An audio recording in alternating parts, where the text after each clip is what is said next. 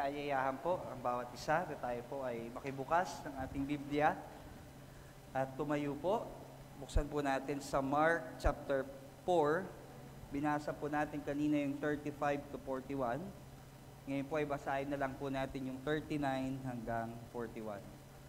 Mark chapter 4 verse 39 to 41. Nagyan na po kayo, basahin po natin. Mark chapter 4 verse 39. And he awoke and rebuked the wind and said to the sea, Peace, be still. And the wind ceased, and there was a great calm. Verse 40, he said to them, Why are you so afraid? Have you still no faith? And verse 41, and they were filled with great fear and said to one another, Who then is this that even the wind and the sea obey Him? Tayo po'y sumandaling yumuko at tayo po'y manalangin. Let us pray. Mapagbiyaya at mahabaging Diyos, aming pong Ama na nasa langit, salamat po dahil patuloy, Panginoon, na kami binibigyan ninyo ng pribileyo na magtipon upang manambahan po sa iyong dakilang pangalan.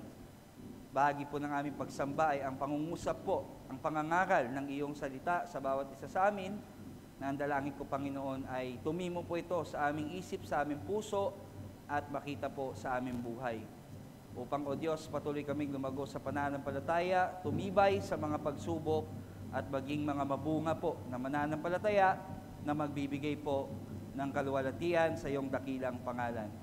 Salamat, O Diyos, ngayon pa lang pinagpapasalamat na po namin ang katagumpayan ng iyong pong salita sa aming buhay bilang individual at bilang iyong iglesia. Salamat, O Diyos, sa iyo po ang papuri, pagluwalhati, pagsamba, pagdakila aming Ama. Sa pangalan po ng Panginoong Hesus, lahat po ay magsabi ng Amen. Makakaupo na po ang bawat isa.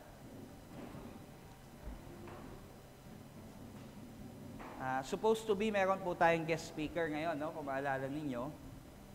Pero dahil po sa banta ng isang super typhoon, hindi lang po ako nag-decide, even ang CGM ay nag-decide din, at si Dr. BK ay nag-decide din, na i-cancel na lang po dahil mayroong panganib na baka sila ay ma-stranded sa Noveleta. And at the same time, pagkatapos po kasi noon, kung iatid sila sa campsite, ay medyo mas safe po sila doon sa kanilang hotel na lang.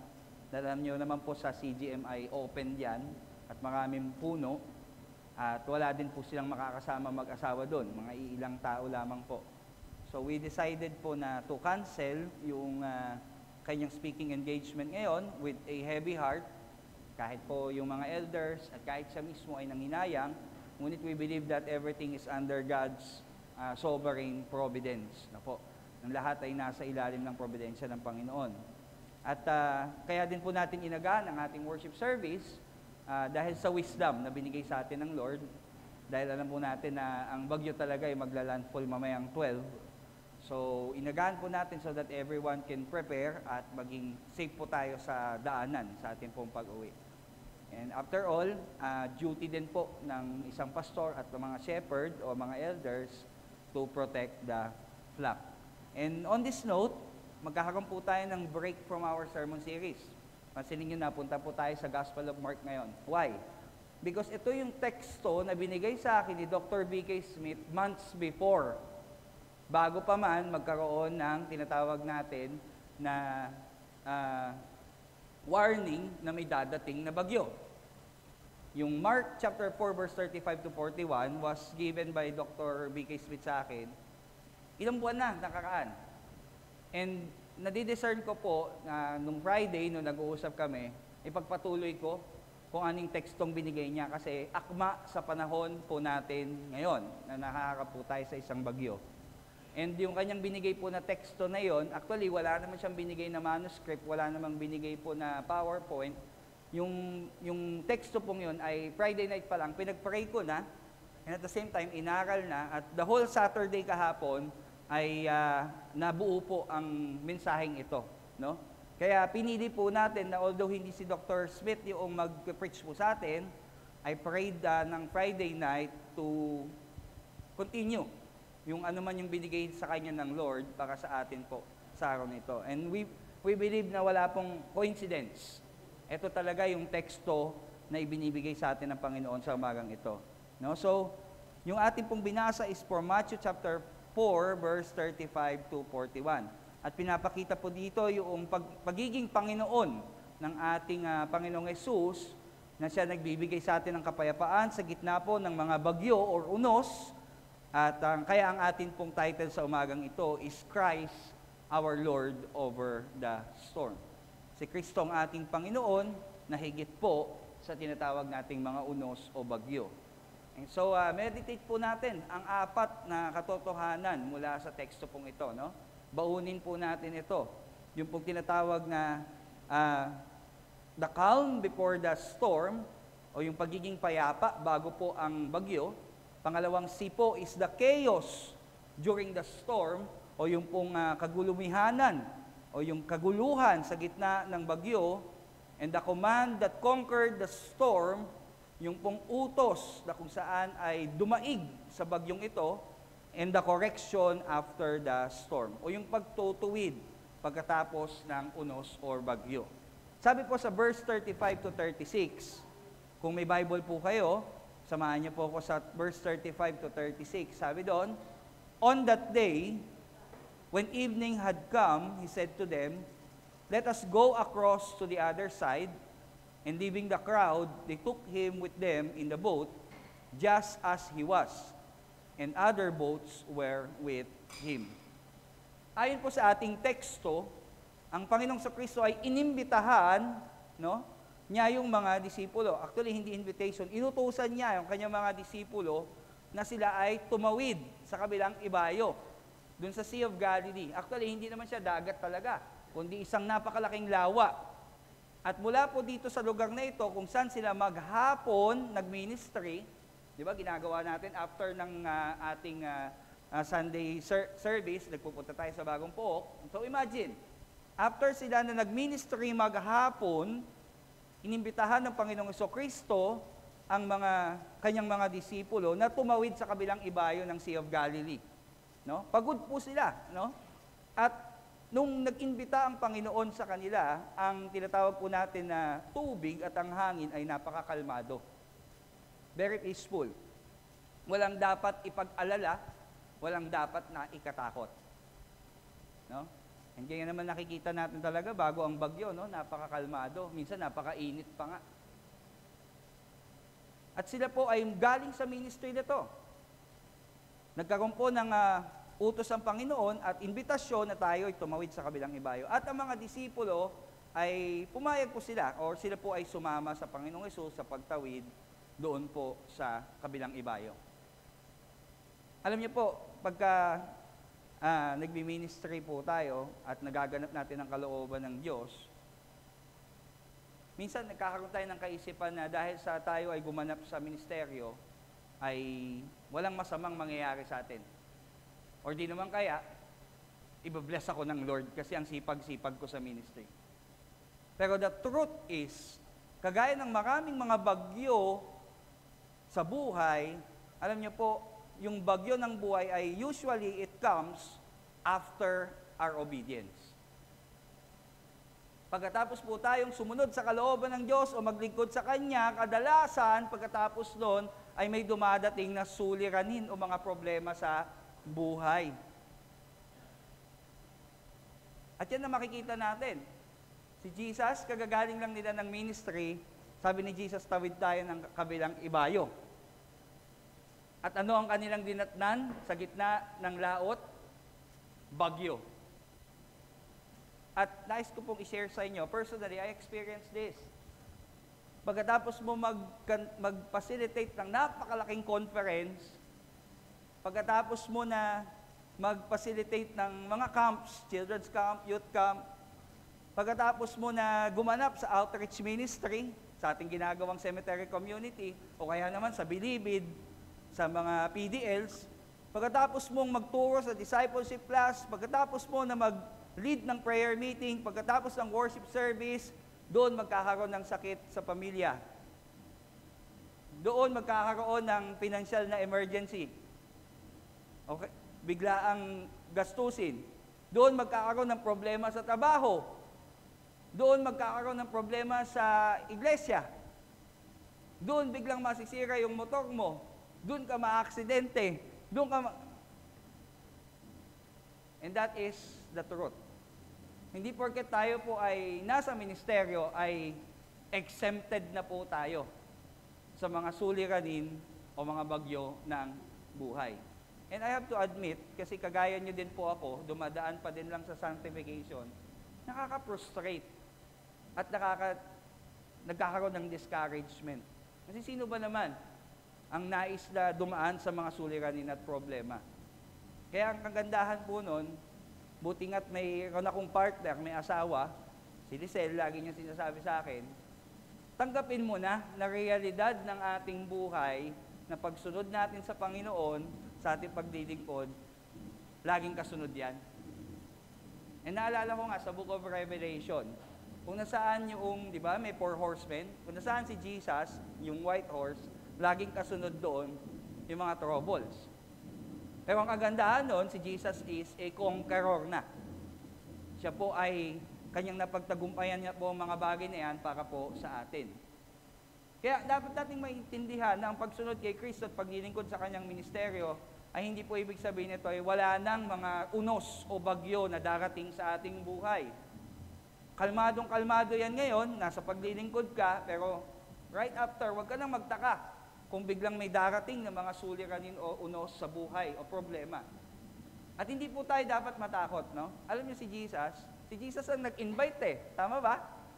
Si Jesus ang nag-invite, tawid tayo sa kabilang ibayo. Si Jesus ang nag-invite sa atin, sumunod ka sa akin, maglingkod ka sa ministeryo. Pero anong ginawa ni Jesus? Dinala niya direkta yung bangka ng mga disipulo saan? Sa bagyo. Kaya si Jesus mag-i-invite talaga sa atin, sunod ka sa akin. Pero walang garantiya. Minsan siya pa mismo magdadala sa atin dun sa unos o sa bagyo. Pero hindi po tayo dapat matakot. Bakit po? Dahil ang layunin ni Jesus ay hindi upang palubugin yung ating pananampalataya, kundi lalo itong patibayin. Yun ang kanyang layunin. We need not fear, no? Kasi di ba may Romans 8 nga, ang sabi doon, na kung saan ang lahat ng bagay na nagkakalakip-lakip para sa ikabubuti natin. Kaya yun po dapat yung mindset natin. Si Jesus ay ini-invite tayong sumunod sa Kanya, tama? Di ba? Sabi doon, follow me. Dito, makikita natin, tawid tayo sa kabilang ibayo. Katatapos lang ng ministry, pero dinirekta ni Jesus na dinala sila sa unos. Hindi upang sirain yung kanilang pananampalataya, ngunit upang ito ay lalong patibayin. Kaya bilang mga Kristiyano, sa ating pong Kristiyanong paglalakbay na ito o paglalayag, pag tayo inimbitahan ng Panginoong Kristo na tayo po ay sumama sa Kanya sa kabilang ibayo o paglingkuran siya at ang ating kapwa, tandaan po natin, walang garantiya na magiging kalmado yung ating paglalakbay. Bagkos, marami tayong masasalubong ng mga unos at bagyo. Pero dapat po tayong maging malakas. Bakit po? Dahil ang utos ng Panginoon na tumawid sa kabilang ibayo, ay sasamahan niya tayo. At ikanyang ginagarantiyan na tayo ay makakatawid sa kabilang ibayo. So makikita natin po yung the calm before the storm. Galing pa lang sila ng ministry, inimbitahan sila ng Panginoon na tumawid sa kabilang ibayo at dinala sila mismo ni Jesus doon sa gitna ng unos. Upang hindi po sirain ang kanilang pananampalataya, kundi upang lalo itong patibayin. Ngayon na naintindihan po natin ang kahulugan noong verse 35 to 36 in relation. May kaugnayan sa ating buhay pananampalataya. Tingnan naman natin yung verse 37 to 38. Ano pong sabi doon? Verse 37 to 38, and a great windstorm arose, and the waves were breaking into the boat, so that the boat was already filling. Verse 38, but he was in the stern, asleep on the cushion, and they woke him and said to him, Teacher, do you not care that we are perishing? At makikita natin dito yung chaos during the storm. O yung kaguluhan habang dumadaan yung bagyo. At yung kinaharap po nilang bagyo ay napakabangis. Alam niyo po, ang Sea of Galilee ay kilala sa biglaang pagkakaroon ng malakas na unos. No? Alam ko, may mga kapatid po tayo ditong may karanasan sa pangingisda. May panahon po na pagka umalis kayo ng inyong bangka upang mangisda, maayos ang panahon, ngunit kapag nandun ka na sa laot, biglang magkakaroon ng unos na napakalakas. Ang tawag po nun sa English ay squall. Biglaan po yun. No? Hindi mo ma-expect yun. Bigla-biglang nangyayari yun. At yun ang naabutan nitong mga tinatawag po natin na bangka kung nasaan ang Panginoong Hesus at ang mga disipulo. At papansinin niyo po, marami sa mga disipulo ay mga sanay na o bihasa na mga mangingisda. Ngunit sa pagkakataon pong ito, nagpanik po sila. Isipin nyo, sanay na to sila sa pangingisda. Pero, kakaiba itong bagyong ito pagkat sila ay nagkaroon ng pag-aalala o pagkatakot. Nagpanik po sila. Dahil nakita po nila, naranasan po nila, na pagtanto nila, na napakalakas ng bagyong ito, hindi natin kakayanin. Bibigay ang ating bangka. No? Imagine, no? Nagkakaroon ng, nakita niyo naman, nangyari sa Cebu, ang dami mga videos na, na tindi ng bagyo. So, napipicture natin yung panic o yung chaos o yung kagulumihanan o kaguluhan na nangyayari po na kanilang nararanasan. Na sa kabilang banda, si Jesus ay tulog na tulog, kalmadong-kalmado, habang nagkakagulo ang lahat. Naisip ko lang, no? Si Jesus kaya naghihilik sa lalim ng tulog niya. Kasi ako, patulog pa lang, naghihilik na ako. Narinig ko bago pa ako matulog eh. Lalo pag nakainom ka ng gamot, malalim yung tulog mo. Pero si Jesus, makikita natin dito, ay tulog na tulog. Samantalang sila ay nagpapanik na. Maring nagsisigawan na sila. No? Pero si Jesus, tulog na tulog. May unan pa. Sabi may cushion na nakalagay. No? Talagang nahihimlay po siya at natutulog. Ano makikita po natin sa mga verses na ito? Tinuturo po dito na hindi porket ang Diyos ay parang tahimik pag tayo nasa gitna ng suliranin, hindi nangangahulugan, wala ang presensya niya sa atin. Kasi si Jesus, during nung kagulumihanan, nandun siya sa bangka. Hindi porket tulog siya, ay wala siya doon. And in moments na parang nararamdaman po natin na parang ang Diyos ay wala at hindi tayo sinasamahan sa gitna ng mga bagyo or unos o suliranin ng ating buhay, hindi po nangangahulugan na siya'y tahimik ay wala na yung presensya niya sa atin. Hinayaan ng Panginoon na kung saan ang bangka ng mga disipulo ay halos mawasak na. Bakit po? Upang sila po ay magkaroon ng tinatawag na dependence o yung pong kanilang pagtitiwala sa kapangyarihan ng Diyos at hindi sa kanilang kakayanan. Kaya parang to the point na magbabreak na yung barko, masisira na yung bangka, tulog pa din si Jesus. Sinasadya iyon. Kasi hanggat kaya natin, minsan hindi tayo tumatawag sa Diyos. Pero pag di na natin kaya, saka tayo nagpapakumbaba at lumalapit sa Diyos. Kaya even yung pagtulog ni Jesus ay hindi po yung neglect, hindi yung kapabayaan. Intentional yon. Kasi alam ni Jesus na hanggat yung bangka ay kaya nilang dalhin, hindi sila mananangan sa Kanya. Kaya siya, tulog lang. Kaya tandaan po natin mga kapatid, na hindi po nangangahulugan kapag tayo nasa gitna po ng mga suliranin at problema, at para tila ba tahimik ang Diyos, ay pinapabayaan niya tayo.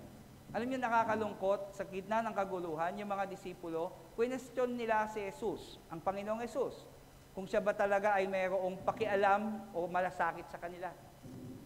Tinanong nila, ang Panginoong Jesus sabi, di ba, Teacher, do you not care? Wala ka pang pakialam? Wala ka pang malasakit sa amin? Mamamatay na kami. And maraming pagkakataon, maging tayo po, ay tinanong po natin ang Panginoong Jesus ng ganito. Do you not care? Alam niyo po, ang pinakadakilang panganib sa panahon na yon ay hindi po yung bagyo. Alam niyo ang pinakamatinding panganib nung time na yon, during the chaos, during the storm? Anong pinakamatinding panganib? Ang pinakamatinding panganib, ang nanganganib, ay ang tinatawag po natin na kaluluwa ng mga disipulo. Bakit? Dahil yung kanilang pananampalataya ang unang lumulubog. Hindi yung bangka yung unang lumubog eh. Hindi pa nga lumulubog yung bangka. Anong unang lumulubog na? Yung kanilang pananampalataya. So yun po yung tunay na panganib during the chaos nung storm. At dapat po nating maunawaan na sa pinakamatindi na mga unos ng ating buhay, ang Panginoong Hesus ay kasama natin at siya ay mayroong kapangyarihan. Maaaring siya'y tahimik, maaaring maramdaman natin na parang wala siyang malasakit, pero hindi po yun ang katotohanan. Kagaya po ng mga disipulo, maaaring yan ang isipin natin. Ngunit tandaan po natin na mayroon pong malasakit sa atin ng Panginoong Hesus. At sa inyo nakita yon dun sa krus ng Kalbaryo. Minsan na-overwhelm tayo ng tinatawag natin na mga problems. Kasi minsan sunod-sunod, kung hindi naman sunod-sunod, sabay-sabay. Na kung saan ay nagkakaroon po ng tinatawag natin na pagdududa tayo sa pagmamalasakit ng Diyos, ngunit aalala po natin na siya nga ay namatay para sa atin. Kaya huwag natin pagdudahan, siya po ay tahimik sa gitna ng mga bagyo ng ating buhay. Hindi po natin dapat katakutan ang bagyo ng buhay pagkat siya po ay sumasa atin. Tinuturuan niya lang po tayo sa kanyang pananahimik na tayo ay dapat na dumepende sa kanya. Ngayon po na naunawaan natin ang kahulugan ng kaguluhan na nangyari po doon sa bangka, sa gitna po ng titawag nating unos, at ano ang relasyon nito sa ating Kristiyanong pananampalataya, tingnan naman po natin yung verse 39. No? Sabi po sa verse 39, "And he awoke and rebuked the wind and said to the sea, Peace, be still. And the wind ceased, and there was a great calm." Makita po natin doon yung command against the storm. Yung utos laban doon sa bagyo. Alam niyo, makikita po natin dito yung humanity and deity of Christ. Pinag-aaralan natin to sa CMC, tama po? Mahalaga na ating panindigan na siya 100% tao at 100% Diyos. Saan po natin nakita yung pagiging tunay na tao ng Panginoong Jesucristo? Doon sa katotohanan na siya ay natutulog. Ibig sabihin lamang po, siya po ay 100% tao dahil nangailangan siya ng kapahingahan sa kanyang pisikal na pangangatawan. At pangalawa naman po, makikita natin ang pagka-Diyos ng Panginoong Hesus dahil sa kanyang matindi na otoridad at kapangyarihan na nagpatigil doon sa bagyo. Ilang salita para tumigil yung bagyo? 3 lang. Peace, be still. Alam niyo po yung same word na ginamit dito, in Greek, epitimao. Alam niyo ibig sabihin nun? Ito din yung sinabi ni Jesus na klase ng pag-rebuke nung pinalayas niya yung mga demonyo. Sa Mark chapter 1 and Mark chapter 3. The same word.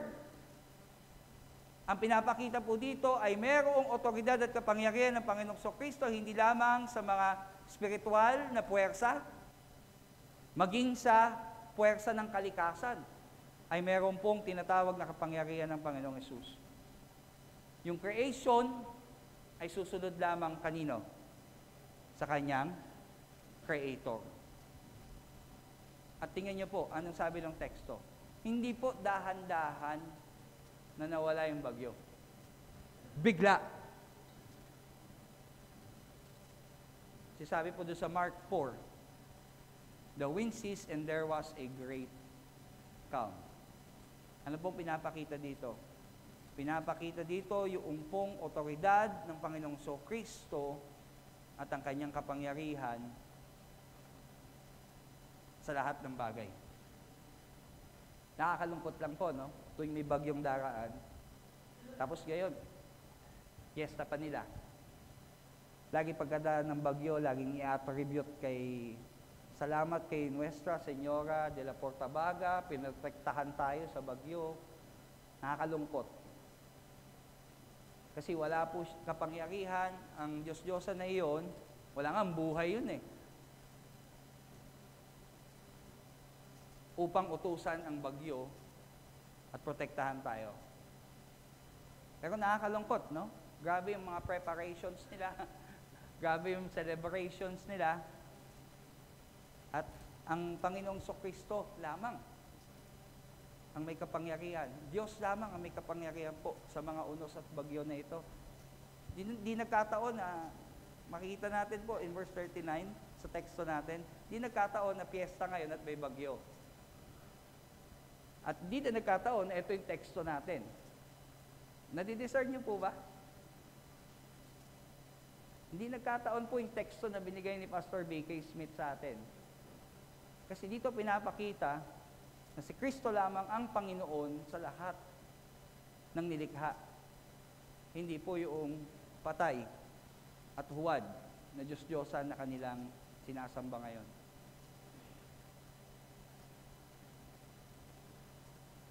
Si Kristo po ang Panginoon sa lahat.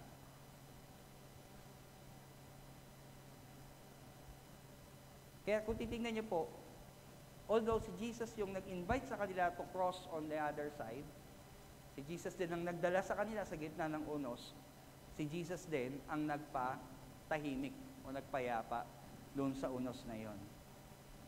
Alam niyo po bakit? Upang ihayag niya ang kanyang sarili sa kanyang mga anak, sa kanyang mga mananampalataya. Alam niyo, hindi naman lahat din ng bagyo ay pipigilin ng Panginoong Hesus. Especially tayo, daanan talaga tayo ng bagyo. Pero alam niyo po, kayang kalmahin ng Panginoong Kristo yung mas malaking bagyo na hindi literal, kundi yung bagyo ng takot sa ating kalooban. Kung saan ay maaaring magpalubog sa ating pananampalataya. Kaya whether yan po ay literal na bagyo o bagyo sa ating kalooban, tatlong words lang, kaya ni Jesus tanggalin yan. Peace, be still. Kaya I believe that is the central word ngayong umaga. Peace, be still. At pagkatapos po, nautusan ng Panginoong Hesus at ipakita ang kanyang kapangyarihan, higit po sa bagyo na nararanasan ng mga disipulo, nagkaroon po ng correction after the storm. Basahin po natin verse 40 to 41. Ano po sabi sa verse 40? And he said to them, "Why are you so afraid? Have you still no faith?" And they were filled with great fear and said to one another, "Who then is this that even the wind and the sea obey him?" Pagkatapos pakalmahin ng Panginoong Hesus ang unos, tinuwid niya po ang mga disipulo. At inihayag po ng Panginoong Kristo ang ugat ng kanilang pagkatakot. At anong ugat ng kanilang pagkatakot? Ang kakulangan ng pananampalataya o yung unbelief po nila. Pero sa punto pong ito, pagkatapos silang makita yung otoridad at kapangyarihan ng Panginoong Kristo, yung kanila pong makasalanang takot dun sa bagyo, ay napalitan po to ng banal na pagkatakot kay Kristo. Nakita niyo yung effect? Hindi lang po yung bagyo yung napatigil ng Panginoong Hesus. Napatigil niya maging yung takot na meron sa mga disipulo. Napakalma niya yung takot at napalitan po yung makasalanan nila na pagkatakot sa isang banal na pagkatakot kay Kristo. Doon nila na-realize na hindi lamang ito isang basta-bastang guro. Siya ay mismo ang Diyos na nagkatawang tao. Another proof na si Kristo ay Diyos. Kasi wala pong kayang makagawa ng bagay na ito na pasundin yung tinatawag na kalikasan. Kaya ang Panginoon ay kanyang pinatatahimik yung mga unos o bagyo ng ating buhay, literal man ito, o ito may circumstansya sa ating buhay, hindi lamang upang i-comfort tayo, hindi lamang upang patahimikin tayo, kundi upang kanyang ihayag ang sarili sa atin. Mapalitan yung ating takot ng banal na pagkatakot kay Kristo. And yet, that is the goal of every storm in our Christian life. Bakit tayo dinadala ni Jesus straight? Nilalayag niya tayo straight into the storm so that we will have a deeper revelation of who truly He is, which strengthens our faith. Naintindihan niyo po? Di ba ang Pilipinas, talagang pagpasok ng bare months, tuloy-tuloy na yan eh. Puro bagyo na yan eh. Parang ganun din ang buhay Kristiyano. Nung tayo naging mananampalataya, imbes babawasan, lalo pa nga nadagdagan yung mga unos na dumadating sa ating buhay. And we should expect that. Tayo mga Pilipino, tanggap na natin kasi nasa daanan talaga tayo ng bagyo. At bilang Kristiyano, expect na din po natin na talagang may mga unos na dadating, hindi lang sunod-sunod, minsan sabay-sabay pa, pero tandaan po natin, hindi po pinahintulot ng Diyos yan dahil wala siyang malasakit sa atin, kundi pinahintulot niya po iyan upang lalo natin siyang makilala. Kasi the moment na pinatigil ng Panginoon yung bagyo, lalo siyang nakilala ng mga disipulo eh. So that is the goal of every storm in the Christian life, so that we will have a deeper revelation of who Jesus is, which leads to a stronger faith. Mas matinding pananampalataya. Salamat na nga lang po at inalis tayo ng Panginoon doon sa dati nating pinaniniwalaan na kapag ikay na kay Kristo, magiging okay na yung buhay. Mamuhay ka lang ng may pananampalataya, lahat ng sasabihin mo ay mangyayari, lahat ng mga masamang mangyayari sa buhay, hindi po. Buti tinanggal tayo ng Panginoon sa ganong katuruan. At binigay niya po sa atin yung tunay na ebanghelyo na nagpapakita na sa buhay ng mananampalataya ay may mga unos talaga na darating. At ang layunin ng Panginoong Hesus ay hindi upang sirain yung ating pananampalataya, kundi lalo po tayong dumepende sa Kanya at makilala siya at lalong lumalim at tumibay ang ating pananampalataya. Kaya sa panahon po na tayo ay dumadaan sa sunod-sunod o sabay-sabay na unos ng buhay at nag-umpisa na po tayong magkaroon ng takot, tandaan po natin kung papaano ang otoridad at kapangyarihan ng Panginoong Kristo ay niligtas tayo sa pinakamalaking unos na parating. Alam nyo, hindi si Tino, hindi si Yolanda, ano ba yun ngayon? Si Uwan. Hindi yan ang pinakamalakas na bagyong pwedeng dumating sa ating buhay. Ang pinakamatinding bagyo na dadating sa buhay ng lahat ng tao ay yung pong walang hanggan na paghuhukom ng Diyos sa araw ng pagbabalik ng Panginoong Hesus. Yung pinakamatindi na unos na mangyayari. Remember doon sa yung rehearsal niyan? Nangyari na yan saan? Doon sa day ni Noah, yung flood. Yun ang picture nung final na unos na dadating. Ito nga lamang, pagbalik ng Panginoong Hesus, sabi sa 1 Peter, hindi na tubig ang magiging unos o bagyo. Apoy. Apoy ng puot at galit ng Diyos sa mga makasalanan.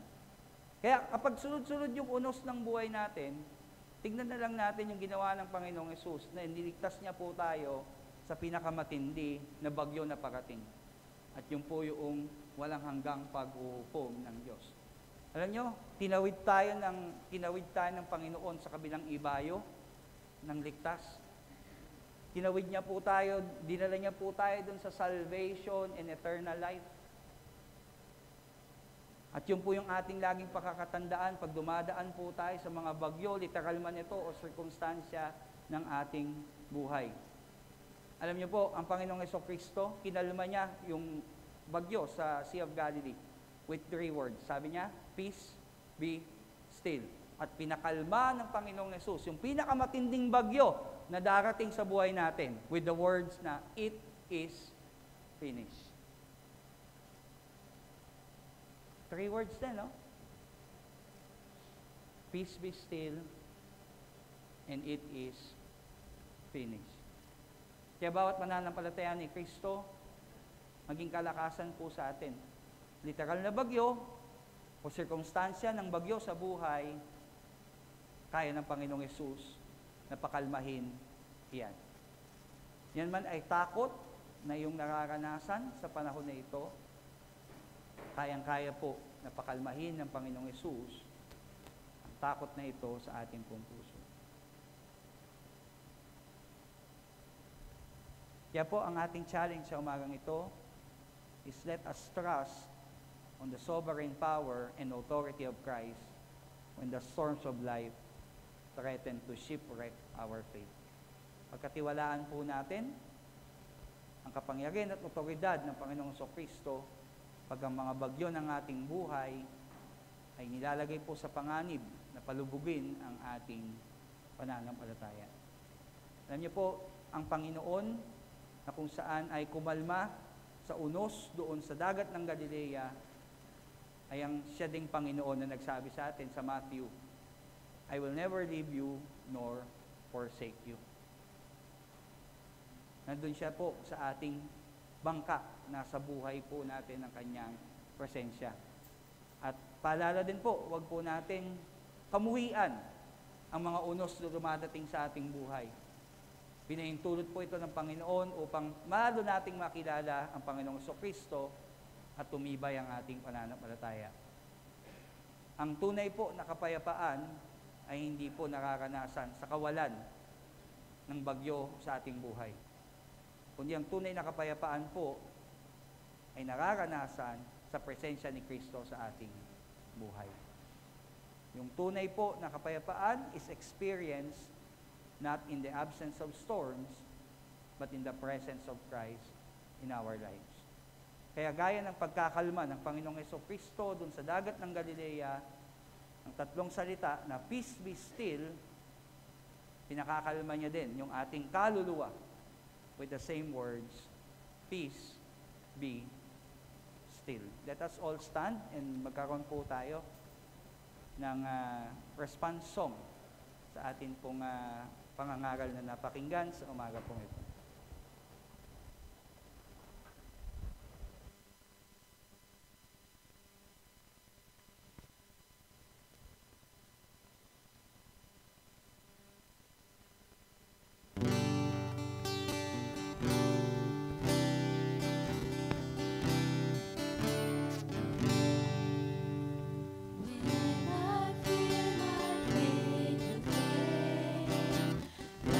Will hold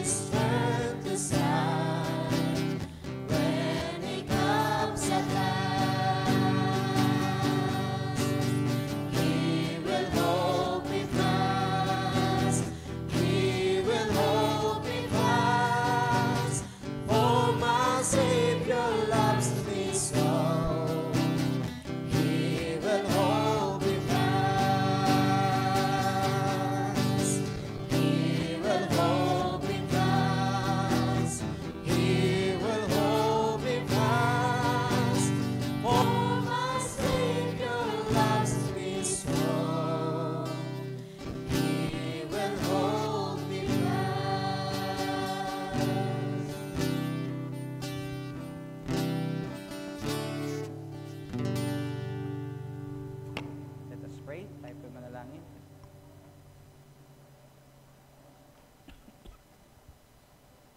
Ilang Diyos, aming pong Ama, mabuti, mapagbiyaya, mahabagin.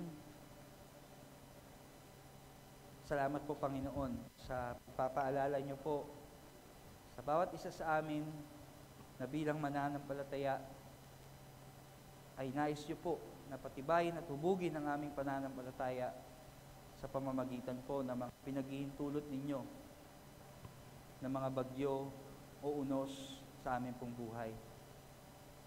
Patuloy po namin, Panginoon, hinihingi na maalala po namin ang katotohanan na ito kung kami ay dumadaan po sa mga pagsubok, suliranin, pag-uusig, at mga problema.